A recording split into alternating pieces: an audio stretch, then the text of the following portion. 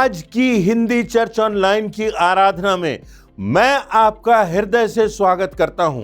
परमेश्वर को धन्यवाद देता हूं आपकी उपस्थिति के लिए। क्या आप परमेश्वर की आशीषों से वंचित हैं? क्या आप परमेश्वर की आशीषें बहुतायत से प्राप्त करना चाहते हैं? क्या आप स्वर्गीय आशीषों का अनुभव करना चाहते हैं? क्या आप अनंत में आशीषों को और अपने धन को जमा करना चाहते हैं? अगर ऐसा आप करना चाहते हैं तो आज हम देखेंगे कि परमेश्वर के वचन में उसकी प्रतिज्ञा क्या है, उसकी आज्ञा क्या है और उसकी आशीषें क्या हैं।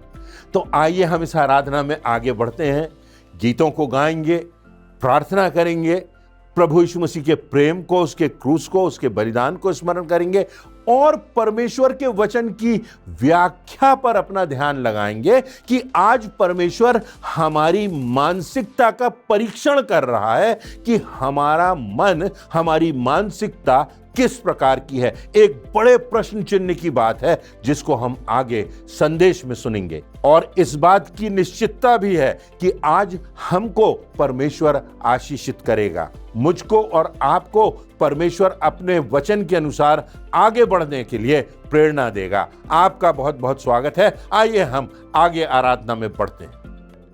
आपको प्रभु यीशु मसीह के मधुर नाम में नमस्कार। हिंदी चर्च ऑनलाइन आराधना में मैं आप सभी का स्वागत करती हूँ। आराधना में जाने से पूर्व हम परमेश्वर की आशीष एवं उसकी उपस्थिति के लिए प्रार्थना करेंगे।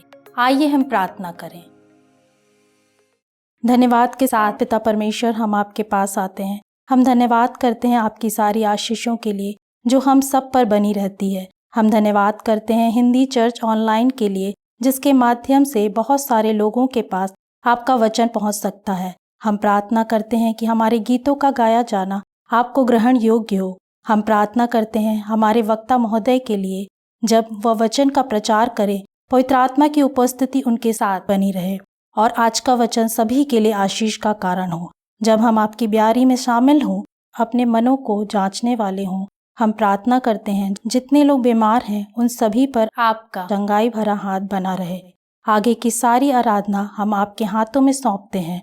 आपकी आशीष बनी रहे। इस विनती को आपके बेटे प्रभु यीशु मसीह के नाम से मांगते हैं, आमीन। या की स्तुति करो, ईश्वर के पवित्र स्थान में उसकी स्तुति करो। उसके सामर्थ्य से भरे हुए आकाश मंडल में उसकी स्तुति करो। उसके पराक्रम के कामों के कारण उसकी स्तुति करो। उसकी अत्यंत बड़ाई के अनुसार उसकी स्तुति करो। हमारा परमेश्वर महिमा और स्तुति के योग्य है। बड़े उत्साह के साथ परमेश्वर के आदर और महिमा में हम कुछ गीत और कोरस गाएंगे।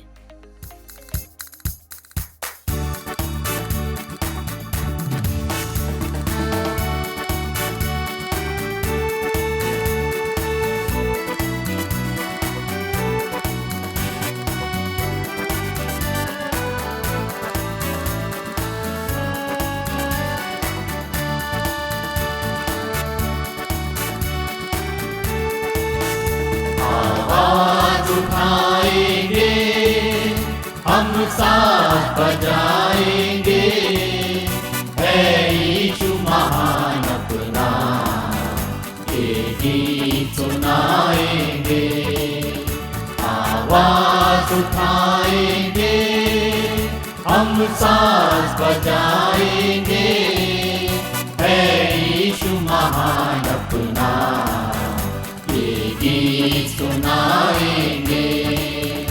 आवाज उठाएंगे, संसार की सुंदरता में ये रूप तो तेरा ही, इन चांद सितारों में है अक्स तो तेरा ही।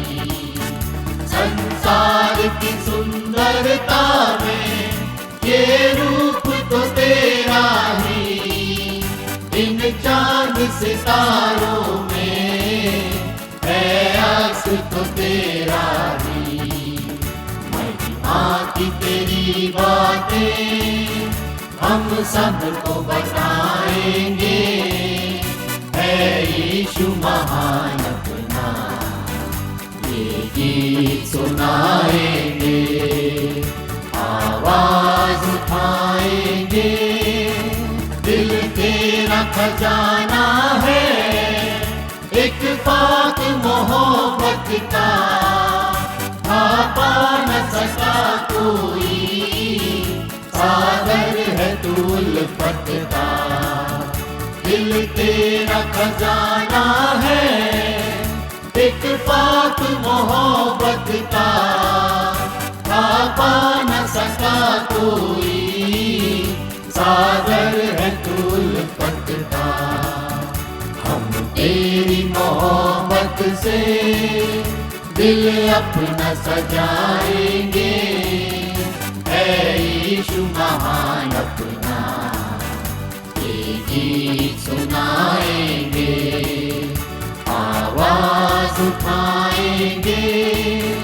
ना देख सका हमको तू पाप के सागर में, और बन के मनुष्य आया आकाश से सागर में।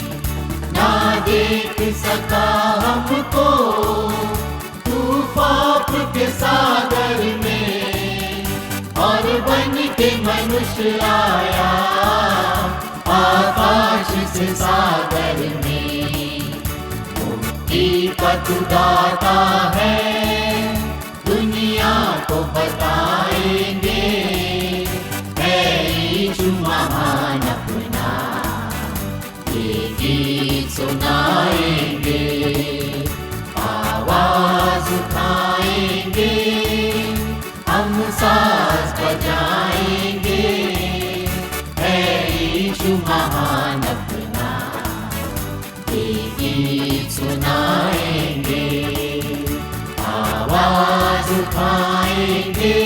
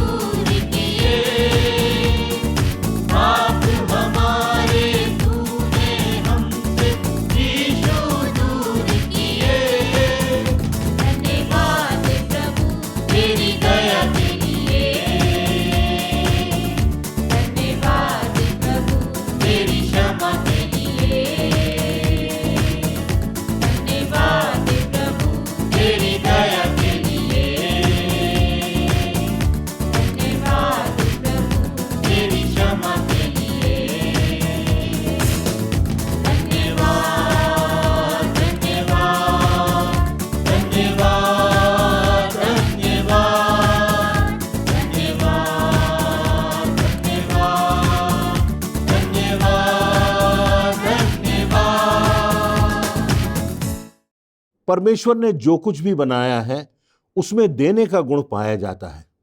सूर्य को देखें, चंद्रमा को देखें, वृक्षों को देखें, नदियों को देखें, सब कुछ कहीं ना कहीं से देने का गुण उनमें पाया जाता है। वो फलवंत होते हैं, दूसरों के लिए आशीष का कारण बनते हैं। परंतु जब हमारी बात आती है तो हम अपने जीवनों को देखें कि क्या हमारी मानसिकता में इस बात का एहसास है कि नहीं कि हमारा जीवन दूसरों के लिए आशीष का कारण हो। हम स्वार्थ से परे दूसरों के लिए अपने जीवन से कुछ कर सकें। इसीलिए परमेश्वर ने हमको सिरजा है कि हमें उसकी आशीषें प्राप्त हों। उसने जिंदगी इसीलिए दी है कि हम उसकी आशीषों को प्राप्त करें और उसकी आशीषों का माध्यम बने। तो ये जो देने की बात है, दान की बात है, भेंटों की बात है, कैसे हम अपना समय, कैसे हम अपने स्रोत, अपना धन जो अर्जित करते हैं, जो परमेश्वर ने हमको क्षमता दी है अर्जित करने की, उसको हम किस प्रकार से उपयोग में लाते हैं। तो परमेश्वर के वचन से हम कुछ बातों को देखेंगे। कुछ मूलभूत आधारभूत बातें हैं जो कि परमेश्वर के वचन में दान से संबंधित है, हमारी भेंटों से संबंधित है। हमारी भेंटें क्यों प्रमुख हैं? क्या आपको इस बात का एहसास है कि धर्मशास्त्र में, बाइबल में सबसे अधिक आयतें दान से संबंधित हैं? क्योंकि जब हम दान देते हैं तो उस दान से यह पता चलता है कि हमारा ध्यान कहाँ है। जिसके लिए हम पैसा खर्च करते हैं उससे पता चलता है कि हमारी प्राथमिकताएं कहाँ हैं, हमारी रुचि कहाँ है, हमारी मानसिकता क्या है। परमेश्वर के प्रति जो हमारा प्रेम है वो इस बात से प्रदर्शित होता है कि हम किस प्रकार से धन का उपार्जन कर रहे हैं और किस प्रकार से हम दूसरों की मदद कर रहे हैं। हाग्गे नबी की पुस्तक, उसका 2 अध्याय, उसकी 8वीं आयत में लिखा है, परमेश्वर का वचन है, चांदी तो मेरी है और सोना भी मेरा। अर्थात परमेश्वर कह रहा है कि जितना धन दौलत है, चांदी और सोना और बहुमूल्य वस्तुएं, सब कुछ मेरी है, क्योंकि सब चीजों का सृजनहार परमेश्वर यहोवा है। और इसीलिए परमेश्वर कहता है ये सब कुछ, सारा धन परमेश्वर का है। ये परमेश्वर की वाणी है। जो धन है वो आशीष का कारण बनना चाहिए, पर कभी धन आशीष का कारण भी बन जाता है और धन श्राप का कारण भी बन जाता है। बाइबल में यहूदा के लिए, हनन्याह और सफीरा के लिए भी धन श्राप का कारण बन गया। हम जब भेंटें अर्पित करते हैं तो उस संबंध में हम कुछ बातें देखेंगे। पहली बात कि हमें यह स्मरण रखना है कि जो कुछ हम देते हैं वही स्वर्ग में परमेश्वर के पास जमा होता है। हम देते हैं क्योंकि परमेश्वर का आदेश है और उससे कहीं अधिक इस संसार में और इस संसार से बढ़कर स्वर्ग में हमें प्राप्त होगा। परमेश्वर यहोवा के वचन में लिखा है, ऐसा करके तुम मुझे परखो कि मैं स्वर्ग के झरोखों को खोलकर तुम्हारे ऊपर बेपरिणाम आशीषों की वर्षा करता हूं कि नहीं। परमेश्वर कह रहा है मुझे परख कर देखो, सारे दसवांश मेरे भंडार में लाओ। दसवांश अर्थात 10% जो कुछ भी हम अर्जित करते हैं वो परमेश्वर का है और परमेश्वर को हमें लौटाना है, दूसरों की सेवा में लगाना है। लूका रचित सुसमाचार उसके 6वें अध्याय की 38वीं आयत में लिखा हुआ है, दिया करो तो तुम्हें भी दिया जाएगा। लोग पूरा नाप दबा दबा कर और हिला हिला कर और उभारता हुआ तुम्हारी गोद में डालेंगे, क्योंकि जिस नाप से तुम नापते हो उसी नाप से तुम्हारे लिए भी मापा जाएगा। हमें मिलता नहीं, हमको धन की आशीष नहीं मिलती क्योंकि हम देते नहीं। लिखा है दिया करो तो तुम्हें दिया जाएगा। ये एक फर्क गणित है। देने से और बढ़ते हैं, देने से आपका धन बढ़ेगा, आपकी आशीषें बढ़ेंगी। और यही बात वचन में लिखी हुई है, क्योंकि जिस नाप से तुम नापते हो उसी नाप से तुम्हारे लिए भी नापा जाएगा। अगर परमेश्वर की आशीषें उसी अनुपात में हमें मिले जितना हम देते हैं तो सोचिए क्या होगा। 2 कुरिन्थियों उसके 9वें अध्याय की 6वीं आयत में लिखा है, परंतु बात तो यह है कि जो थोड़ा बोता है वह थोड़ा काटेगा भी, और जो बहुत बोता है वो बहुत काटेगा। हमारे पास है नहीं, हम अभाव में रहते हैं, कर्ज में डूबे हुए हैं, क्योंकि हमने देना नहीं सीखा, क्योंकि हमें इस बात का एहसास नहीं कि हमारे प्रेम की जो हमसे प्रभु यीशु मसीह के प्रति है, परमेश्वर के प्रति है, उसकी गवाही इस दान से, इस देने से होती है। मत्ती रचित सुसमाचार उसके 6वें अध्याय की 19वीं से 21वीं आयतों में लिखा है, अपने लिए पृथ्वी पर धन इकट्ठा ना करो जहां कीड़ा और काई बिगाड़ते हैं और जहां चोर सेंध लगाते और चुराते हैं, परंतु अपने लिए स्वर्ग में धन इकट्ठा करो जहां ना तो कीड़ा और काई ना कोई बिगाड़ते हैं, ना चोर सेंध लगाते ना चुराते हैं। क्योंकि जहां तेरा धन है, अब देखिए यहां प्रमुख बात लिखी हुई है, क्योंकि जहां तेरा धन है वहां तेरा मन भी लगा रहेगा।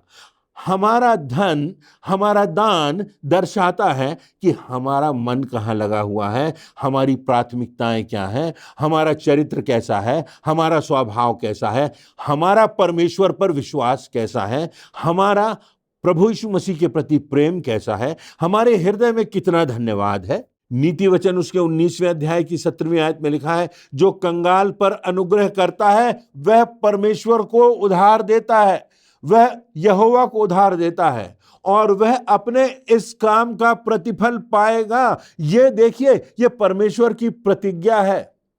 अरे उस मालिक को, उस सृष्टिकर्ता को हम और आप क्या उधार देंगे? पर लिखा हुआ है कि जो कंगाल पर अनुग्रह करता है वह यहोवा परमेश्वर को उधार देता है, वह इस काम का प्रतिफल भी पाएगा। पर हमने देना संभवतः सीखा ही नहीं, बचा कुचा जो मिलता है वो दे देते हैं। तो पहली बात हमने देखी, परमेश्वर का आदेश है कि जो हमको दिया गया है उसको हमें देना है, और उसके साथ यह प्रतिज्ञा है कि जो कुछ हम देते हैं उसका प्रतिफल इस संसार में और स्वर्ग में हमको मिलेगा। दूसरी बात, यदि हम परमेश्वर की आज्ञा अनुसार दे रहे हैं तो हमारे दान में त्याग होना चाहिए, त्याग दिखाई देना चाहिए। जो आसानी से दे दिया, जो हमने दे दिया और उसमें हमें कोई फर्क ही नहीं पड़ा, तो भला क्या त्याग है? उस दान में कोई त्याग नहीं। मरकुस 12वां अध्याय 41वीं से 44वीं आयतों में लिखा हुआ है, और वह मंदिर के भंडार के सामने बैठकर देख रहा था। प्रभु यीशु मसीह मंदिर के भंडार के सामने बैठ करके देख रहे हैं कि लोग मंदिर के भंडार में किस प्रकार धन डाल रहे हैं, और बहुत धनवानों ने बहुत कुछ डाला। इतने में एक कंगाल विधवा ने आकर 2 दमड़ियां जो एक अधेले के बराबर होती थी डाल दी। तब प्रभु यीशु मसीह ने अपने चेलों को पास बुलाकर उनसे कहा, मैं तुमसे सच कहता हूं कि मंदिर के भंडार में डालने वालों में से इस कंगाल विधवा ने सबसे बढ़कर डाला है, क्योंकि सबने अपने धन की बढ़ती में से डाला है, परंतु इसने अपनी घटी में से जो उसका था, अर्थात अपनी सारी जीविका ही डाल दी। प्रभु यीशु मसीह की नजर थी कि मंदिर के भंडार में कैसे लोग दान दे रहे हैं। क्या हमारे दान में कुछ त्याग है? क्या हम सोचते हैं कि हम कुछ नहीं कर पाते, परंतु उसके बदले में प्रमुख बात यह है कि परमेश्वर को देना है, उसके लिए हमें प्रयास करना है, उसके लिए हमें त्याग करना है। इब्रानियों 13:16 में लिखा हुआ है, पर भलाई करना और उदारता ना भूलो, क्योंकि परमेश्वर ऐसे बलिदानों से प्रसन्न होता है। जब हम दे रहे हैं तो प्रश्न यह है कि आसानी से दे रहे हैं, बचा कुचा दे रहे हैं, या उसमें कोई त्याग है, उसमें कोई प्रेम है, उसमें परमेश्वर के प्रति कोई आस्था है कि नहीं? यह प्रश्न आज हमारे लिए है। तो हमें यह पूछना है कि कहाँ है वो त्याग, कहाँ है वो प्रेम, कितना है वो प्रेम, कितना हम दे रहे हैं। तो आइए एक बार हम अपने दिल को देख लें कि हम क्या त्याग से लोगों की सेवा कर रहे हैं, दूसरों की भलाई कर रहे हैं, जो कुछ हमें मिला है उन स्रोतों को त्याग सहित दे रहे हैं। तीसरी बात, हमारे दान का इस बात से भी कोई संबंध नहीं कि हमारे पास कितना है। जब हम सोचें कि अगले साल और देंगे, जब हमारे पास कुछ और बढ़ के आएगा तब हम देंगे, ऐसा सोच गलत है। दूसरा कुरिन्थियों उसके 8वें अध्याय की 1 और 2 आयतों में लिखा है, अब हे भाइयों, हम तुम्हें परमेश्वर के उस अनुग्रह का समाचार देते हैं जो मकीदुनिया की कलीसियाओं पर हुआ, कि क्लेश की बड़ी परीक्षा में उनके बड़े आनंद और भारी कंगालपन के बढ़ जाने से उनकी उदारता बहुत बढ़ गई। उनके क्लेश और उनके कंगालपन के बढ़ जाने से उनकी उदारता बढ़ गई। अब बताइए, ये उदाहरण की बात हो गई। कंगालपन बढ़ा तो उदारता बढ़ गई, विषमताएं आई तो उदारता बढ़ गई। क्यों? क्योंकि उन्होंने सामर्थ्य से भी बढ़कर दिया। जितने वो सक्षम थे उससे ज्यादा दिया। उन्होंने सारे मन से दिया, उन्होंने हृदय को उंडेल कर दे दिया। उस दान में त्याग था, उसमें प्रेम था, उसमें विश्वास था कि परमेश्वर हमें बहुतायत से देने वाला है, सब कुछ उसी का है। इसीलिए चाहे कंगालपन आया तो उस जगह की, उस कलीसिया की उदारता बढ़ गई। परीक्षा की घड़ी में उनकी उदारता बढ़ गई। लूका रचित सुसमाचार उसके 16वें अध्याय की 10वीं से 12वीं आयत में एक बड़ी चेतावनी है। लिखा है, जो थोड़े से थोड़े में सच्चा है वह बहुत में भी सच्चा है, और जो थोड़े से थोड़े में अधर्मी है वह बहुत में भी अधर्मी है। इसलिए जब तुम अधर्म के धन में सच्चे ना ठहरे, अर्थात इस संसार के धन में सच्चे ना ठहरे, तो सच्चा धन तुम्हें कौन सौंपेगा? पराये धन में, संसार के धन में तुम सच्चे ना ठहरे, ईमानदार ना ठहरे, तो तुम्हें जो उदारता से देना था, त्याग से देना था, मन से, सच्चाई से, समर्पण से देना था, जब तुम उसी धन में जो परमेश्वर ने तुम्हें दिया था उसमें अगर सच्चे नहीं ठहरे, तो फिर विरासत में, स्वर्ग में जो तुम्हारे लिए रखा हुआ है, वहां तुम्हें कौन वो धन सौंपेगा? स्वर्गीय विरासत तुम्हें कौन सौंपेगा? थोड़े में, जो संसार में एक सीमित धन हमारे पास होता है, उसमें से हमें बहुतायत से देना है। तभी हमें परमेश्वर स्वर्ग में बहुतायत से आशीषित करेगा, और जो कुछ हम देते हैं वही तो स्वर्ग में जमा होता है। परमेश्वर के वचन में यह बात लिखी है, आप ऐसा करके देखिए। परमेश्वर कहता है, मुझे परख कर देखो कि मैं स्वर्ग के झरोखे खोलकर तुम्हें आशीषों से तृप्त करता हूं कि नहीं। किसी के कहने से दबाव में ना दीजिए, इसलिए ना दीजिए कि आपकी कहीं सदस्यता बनी रहे। अगर आप उस प्रेम से, उस त्याग से नहीं दे सकते, तो परमेश्वर का अपमान भी ना करें। दूसरा कुरिन्थियों उसके 9वें अध्याय की 7वीं आयत में लिखा है, हर एक जैसा मन में ठाने वैसा ही दान करे, न कुड़कुड़ के, न दबाव से, क्योंकि परमेश्वर हर्ष से देने वाले से प्रेम रखता है। जब हम दे रहे हैं तो उसमें आनंद होना चाहिए, आनंद से देना चाहिए, खुशी से देना चाहिए। क्या हमको उस देने से, उस मदद से परमेश्वर के आत्मिक आनंद का एहसास हो रहा है कि नहीं?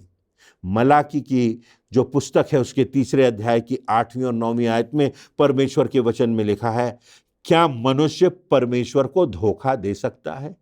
देखो, तुम मुझे धोखा देते हो और तो अभी पूछते हो कि हमने किस बात में तुझे लूटा है। दशमांश और उठाने की भेंटों में तुम पर भारी शाप पड़ा है, क्योंकि तुम मुझे लूटते हो, वरन तुम्हारी सारी जाति ऐसा करती है। यह परमेश्वर का वचन है। क्या मैं और आप परमेश्वर को धोखा दे सकते हैं? क्या मैं और आप परमेश्वर को लूट सकते हैं? क्या मैं और आप परमेश्वर की दृष्टि में चोर या डाकू ठहर सकते हैं? यहां 2 बातें लिखी हुई हैं। दशमांश की बात, 10% तो देना ही है, परंतु और भी उससे बढ़कर के सारे मन से, त्याग से हमको मदद करना है, देना है, ताकि परमेश्वर का काम, उसकी सेवकाई, उसका नाम दूर दूर तक फैल सके। और परमेश्वर कह रहा है कि तुम परमेश्वर को धोखा नहीं दे सकते। क्या हम ऐसा कर सकते हैं? अगर हम नहीं देते, यदि हमारा स्वार्थ हमारे ऊपर हावी हो गया है, तो जी हां, परमेश्वर का वचन कहता है हमने परमेश्वर को लूटा है और इसका श्राप हम पर पड़ा है। दशमांश की भेंटों में तुमने मुझे लूटा है, और लिखा है कि सारी जाति ऐसा करती है। जक्कई के घर में जब उद्धार आता है, उदाहरण की बात देख लीजिए, तो वो कहता है कि मैं कंगालों को अपनी आधी संपत्ति देता हूं, 50%, और जिसका अन्याय करके लिया है उसको चौगुना फेर देता हूं, 400%। जब उद्धार आया जिंदगी में, जब परमेश्वर को पहचाना, जब प्रभु यीशु मसीह को अपने घर में आमंत्रित किया और अपना जीवन बदल दिया, प्रायश्चित किया, तो 50% और 400% की बात आ गई। एक और निष्कर्ष की बात है, वो ये कि हमारी भेंटों में, हमारे दान में, हमारी सहायता में एक अनुशासन होना चाहिए। यह नहीं कि वर्ष में दे दिया, विशेष पर्व पर दे दिया, विशेष खुशी के अवसर पर दे दिया, परंतु इसमें एक निरंतरता बनी रहना चाहिए, एक व्यवस्था बनी रहना चाहिए हमारे सोच में, हमारे दान में, हमारी भेंटों में। पहला कुरिन्थियों उसके 16वें अध्याय की पहली और दूसरी आयतों में लिखा है, अब उस दान के विषय में जो पवित्र लोगों के लिए किया जाता है, जैसी आज्ञा मैंने गलातिया की कलीसियाओं को दी, वैसे ही तुम भी करो। सप्ताह के पहले दिन तुम में से हर एक अपनी आमदनी के अनुसार अपने पास रख छोड़े कि मेरे आने पर फिर से दान न करना पड़े। ये पौलुस प्रेरित कह रहा है कि पहले से ही तुम अपना एक दिन नियत कर लो और उसमें मदद के लिए, उसकी मदद के लिए जो परमेश्वर का जन है, जो उसकी सेवा और प्रचार में लगा हुआ है, उसकी मदद के लिए कुछ उसको हम भेंट दे सकें। ऐसे लोगों की मदद कर सकें जो दूसरों की मदद कर रहे हैं, ऐसे लोगों की मदद कर सकें जो वास्तव में अभाव में हैं, और इसके लिए एक डिसिप्लिन होना है, एक अनुशासन होना है हमारे जीवनों में। प्रेरितों के काम उसका 2 अध्याय उसकी 45वीं आयत में लिखा है, और वे अपनी अपनी संपत्ति और सामान बेच बेचकर जैसी जिसकी आवश्यकता होती थी बांट दिया करते थे। हम जो देते हैं, भेंटें अर्पित करते हैं, उसमें त्याग होना चाहिए, उसमें विश्वास होना चाहिए, उसमें खराई होना चाहिए, उसमें अनुशासन होना चाहिए, उसमें परमेश्वर के प्रति, प्रभु यीशु मसीह के प्रति हमारा प्रेम होना चाहिए, धन्यवाद की भावना होना चाहिए। जिस प्रभु यीशु मसीह ने स्वर्ग का सिंहासन छोड़कर इस संसार में कंगालों के बीच में अपना डेरा डाल दिया और अपने आप को शून्य कर दिया कि हम उस स्वर्ग राज्य में पहुंच सके और उस परमेश्वर के धन को और जो कुछ हमने यहाँ दूसरों के लिए किया है उसकी असीमित आशीषों की स्वर्गीय आशीषें प्राप्त कर सकें। तो इन बातों को हमें देखना है और वास्तव में देखना है कि क्या हम सच्चाई से, खराई से, विश्वास से, परमेश्वर के आदेश के अनुसार, परमेश्वर के प्रेम के अनुसार अनुशासित होकर दूसरों की मदद कर रहे हैं, भेंटें दे रहे हैं, दान देने में लगे हुए हैं, दूसरों की भलाई में लगे हुए हैं, ऐसे लोगों की भलाई में लगे हुए हैं जो परमेश्वर के लोग हैं और जो परमेश्वर के राज्य को, उसके प्रकाश को फैला रहे हैं, लोगों की सेवा कर रहे हैं, परमेश्वर का प्रेम बांट रहे हैं, उद्धार के मार्ग को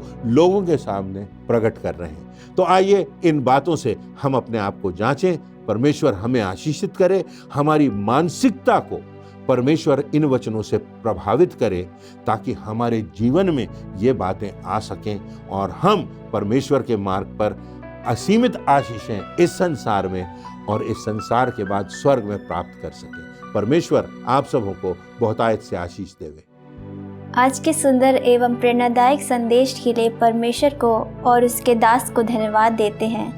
अभी हम प्रभु भोज में शामिल होंगे, परमेश्वर के महान बलिदान को स्मरण करेंगे। प्रभु के मेज में सम्मिलित होने से पहले हम अपने मनों को तैयार करें इस गीत के द्वारा।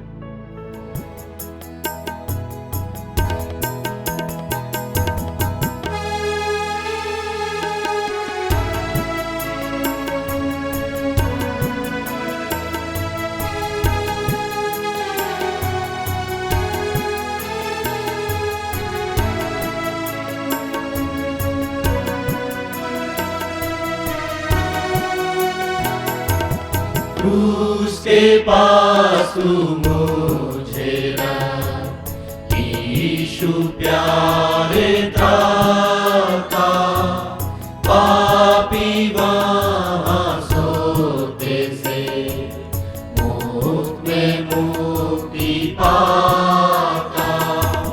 क्रूस की मैं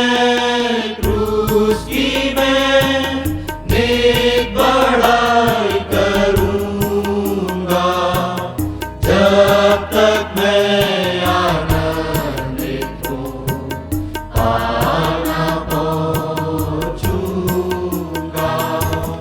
क्रूस के पास जब आया मैं, प्रेम और कृपा पाई, वहाँ किरण सूर्य की मेरे दिल में आई। क्रूस की मैं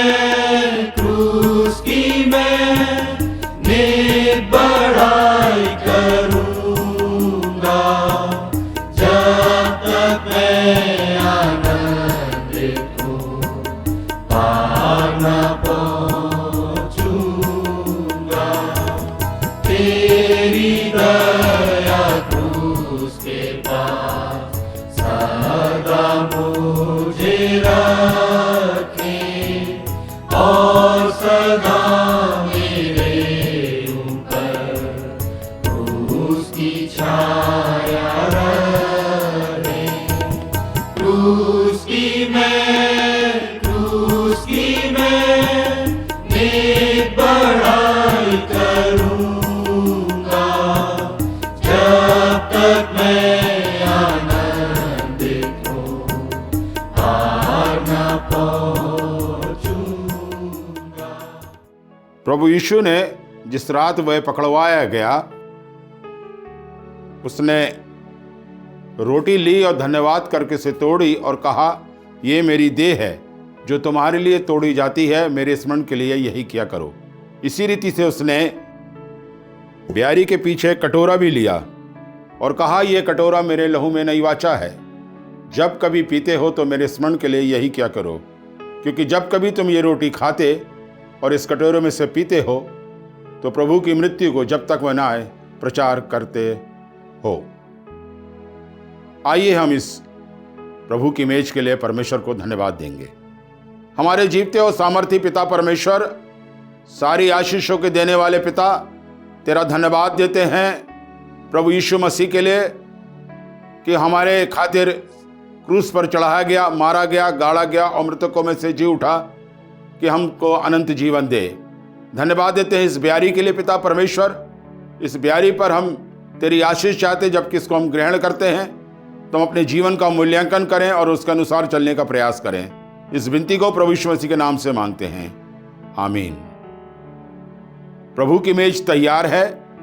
जिन्होंने प्रभु यीशु मसीह के नाम का बपतिस्मा लिया है वही इस मेज में सम्मिलित हो सकते हैं।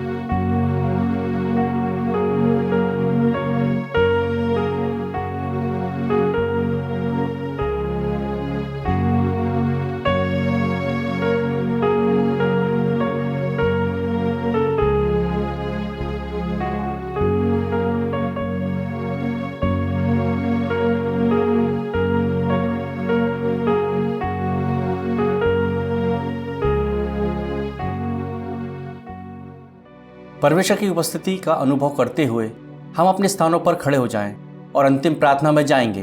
प्रार्थना के बाद हम एक कोरस गाएंगे और परमेश्वर की आशीष ग्रहण करके आज की आराधना समाप्त करेंगे। आइए हम प्रार्थना करें। सेनाओं के यहोवा, सर्वशक्तिमान, दयालु, अनुग्रहकारी खुदावन परमेश्वर पिता, हम धन्यवाद के साथ आपके चरणों के पास आते हैं। हम धन्यवाद करते हैं आपकी सारी आशीषों के लिए जो हम पर बनी रहती हैं। हम धन्यवाद करते हैं आपकी उपस्थिति के लिए, आपकी सामर्थ के लिए जो हमारी आराधना पर बनी रही। आज का वचन हम सबों के लिए आशीष का कारण होने पाए और हम 100 गुना फलवंत होने पाएँ। हम प्रार्थना करते हैं आने वाले सप्ताह पर आपकी सुरक्षा और आशीष का हाथ बना रहे।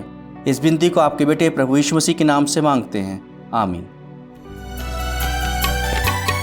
हम तो जलते दीप हैं यीशु की ज्योति में,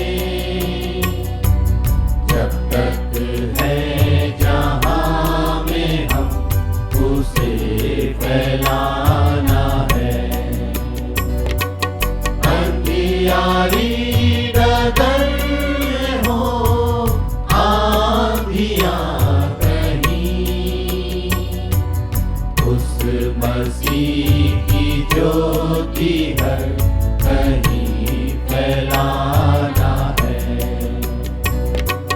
हम तो जलते दीप हैं।